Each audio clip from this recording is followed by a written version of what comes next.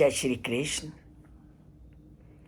अर्जुन का रथ दोनों सेनाओं के मध्य में खड़ा है और शत्रु पक्ष में वो देख रहा है अपने गुरुओं को, अपने बंधु बांधवों, भाइयों, मामा, गुरुजनों को।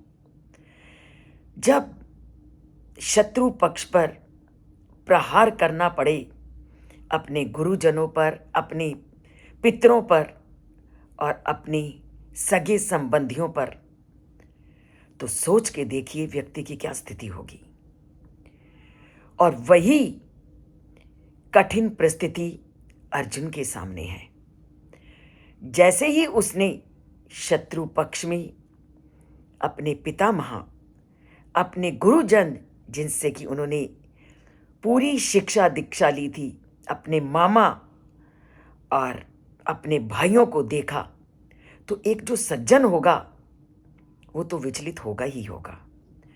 दुष्ट पर हो सकता है इसका प्रभाव ना पड़े, पर सज्जन और नीति का सहारा लेने वाला तो ऐसी परिस्थिति में विचलित ना हो, ये हो ही नहीं सकता। तो वही कठिन परिस्थिति अर्जुन के सामने है और शत्रु पक्ष में इनको देखते ही वो क्या बोले होंगे श्री कृष्ण के सामने। तो वो बोले, वेपुतश्च शरीरे में रोम हर्षश्च जायते, गांडीवम संत्रस्ते हस्तात् त्वक् च एव परिदीयते। कितना कठिन है अपने संबंधियों को पर प्रहार करना, कितना कठिन है अपने रिश्तेदारों पर अस्त्र शस्त्र उठाना। ये हम अर्जुन के माध्यम से पूरी तरह से जान गए हैं। वो क्या कहते हैं कि मेरा शरीर पूरी तरह से कांप रहा है। जो सज्जन होगा वो कभी भी अपने लोगों का बुरा नहीं चाह सकता, अपने पितामह पर अस्त्र शस्त्र नहीं चला सकता। और अगर ऐसी स्थिति उसके सामने आती है तो उसके शरीर का कांपना स्वाभाविक है। और जब ऐसी कठिन स्थिति आती है तो शरीर की क्या स्थिति होती है? शरीर के रोंगटे खड़े हो जाते हैं। तो अर्जुन की भी वही स्थिति है। तभी वो श्री कृष्ण को कहते हैं कि मेरे शरीर के तो रोए खड़े हो गए हैं, क्योंकि शत्रु पक्ष में मैं अपने पितामह को देख रहा हूँ, शत्रु पक्ष में मैं अपने गुरुओं को देख रहा हूँ, और शत्रु पक्ष में मैं अपने बंधु बांधवों को देख रहा हूँ। और मेरा धनुष उन पर अस्त्र कैसे चलाए? मेरा धनुष तो मेरे हाथ से ही फिसल रहा है। ये है सज्जन के मन की भाव। और मेरी पूरी त्वचा में ज्वलन हो रही है और मैं उलझन में पड़ रहा हूं कि मैं इस युद्ध का सामना कैसे करूंगा। तो परमात्मा किसी के सामने ऐसी परिस्थिति ना लाए कि उन्हें अपने आदरणीय लोगों पर, उन्हें अपने उन लोगों पर जिनसे कि वो शिक्षा दीक्षा इत्यादि लेते हैं, उन पर अस्त्र शस्त्र चलाने पड़े। तो जो सद्गुणों से संपन्न व्यक्ति होगा उसके लिए इस स्थिति का सामना करना बहुत मुश्किल है।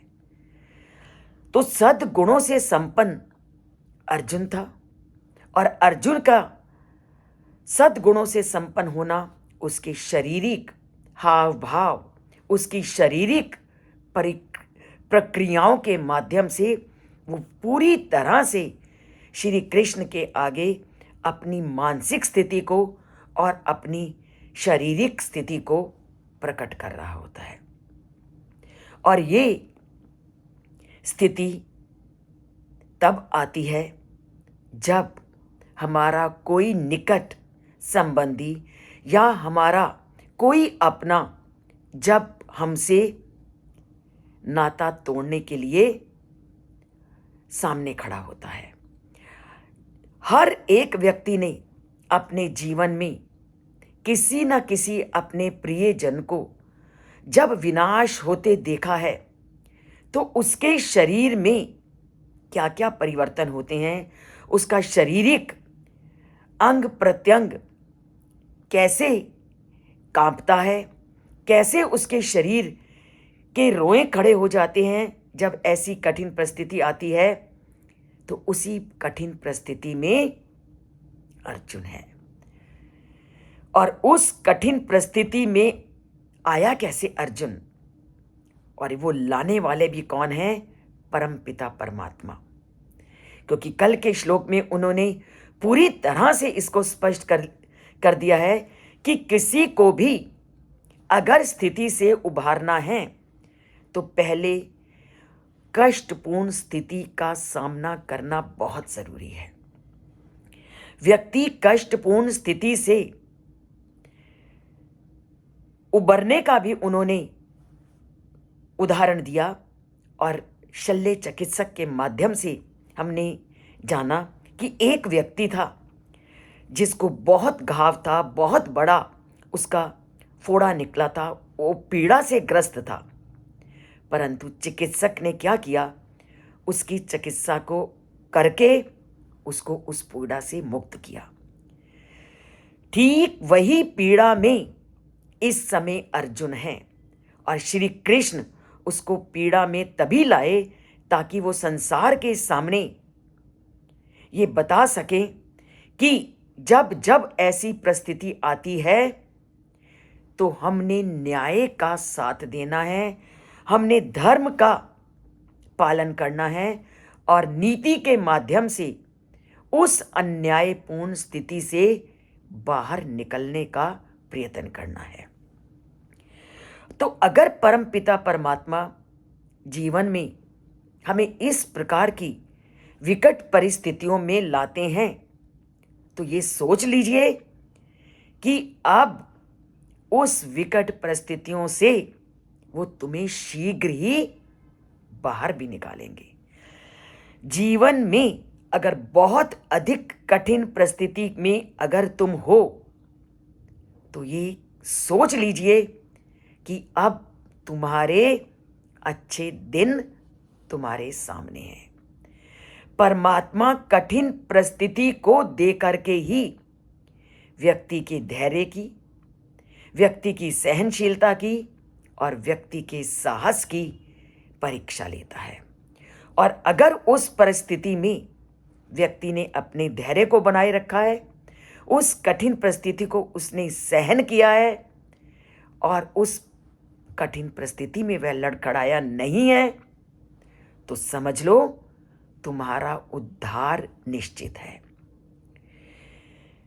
तो परमात्मा कितनी भी कठिन परिस्थिति तुम्हारे सामने लाए, कितने भी हानि का तुम्हें क्यों ना सामना करना पड़े, तुमने उन कठिन परिस्थितियों में विचलित नहीं होना। उन कठिन परिस्थितियों को भी तुमने जीवन का एक अनिवार्य अंग उसको मानते हुए उसको सहन करना है और प्रतिपल उस कठिन परिस्थिति से निकलने का उपचार ढूंढना है। जैसे हमने अभी उपचार ढूंढा, जैसे शरीर का कोई हिस्सा अगर हमारा रोगग्रस्त हो जाता है तो उसके रोग को ढूंढने के लिए हम चिकित्सक की सहायता लेते हैं, तो ऐसे ही उस परिस्थिति से उबरने के लिए हमें उस परमात्मा का सहारा लेना है, क्योंकि वही हमें उस कठिन परिस्थिति से उबारने वाला है। तो कैसी भी परिस्थिति आए, हमने उस परमात्मा से अपना नाता नहीं तोड़ना, जो अक्सर हम करते हैं। जैसे ही परमात्मा हमारे साथ कुछ अनहोनी घटना कर देता है तो हमारे मुंह से अनेक ऐसे शब्द निकलने लगते हैं कि मेरे साथ ही परमात्मा ने ऐसा क्यों किया, मैं आज से तुझे नहीं मानूंगा, परमात्मा नाम की कोई चीज़ नहीं है।